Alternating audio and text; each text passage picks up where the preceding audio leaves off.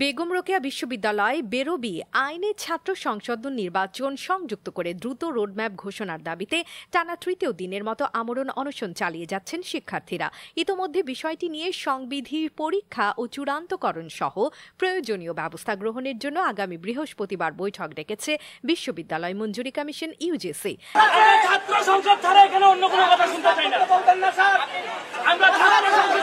টানা ৪৮ ঘণ্টার অনশনে এখন পর্যন্ত ৮ শিক্ষার্থী অসুস্থ হয়ে পড়েছেন।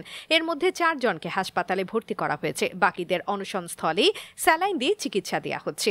মঙ্গলবার দুপুরে ইউজিসির জ্যেষ্ঠ সহকারী সচিব লিগ্যাল শেখ আনিসুজ্জামানের স্বাক্ষরিত চিঠিতে বৈঠকের বিষয়টি জানানো হয়।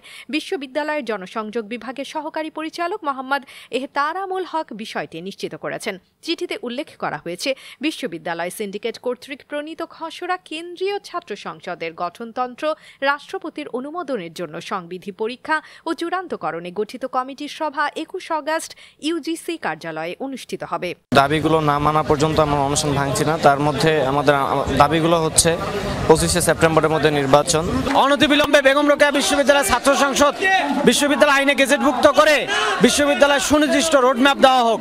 যতদিন পর্যন্ত না সেটি করা হচ্ছে ততদিন পর্যন্ত আমরা এখানে রাজপথেই থেকে যাব। শক্ত আছি, আমরা আমাদের আমরণ অনশন চালিয়ে যাব ইনশাল্লাহ। সকালবেলা একটু আগে আমাদের মাননীয় বিসি স্যার বলছেন যে উনি ইউজিসিতে কথা বলছেন, উনি আমাদেরকে এটাই জানাইছেন যে মিটিং করার ডেট জানাবে। আমরা মিটিং করার ডেট চাই না, আমরা আজকেই মিটিং চাই এবং মিটিংয়ে যেন একটা ফলপ্রসূ আলোচনা হয়। আমাদের বিশ্ববিদ্যালয়ে বেগম রোকেয়া বিশ্ববিদ্যালয়ের ছাত্র সংসদ আইনে যাতে সংযোগ প্রধান চাওয়া ছিল এই ক্যাম্পাসে ছাত্র সংসদ দিতে হবে, কিন্তু আমরা ১ বছর পার হওয়ার পরে এখন পর্যন্ত কোনো ছাত্র সংসদে দেখা পাইনি। আমার শিক্ষার্থী ভাই বন্ধুদের সাথে গতকাল থেকে আমি সংগতি প্রকাশ করছি এবং তাদের সাথে আমি সারাদিন সারা রাত এখন স্টিল নাও আমি এখানে তাদের সাথে আছি।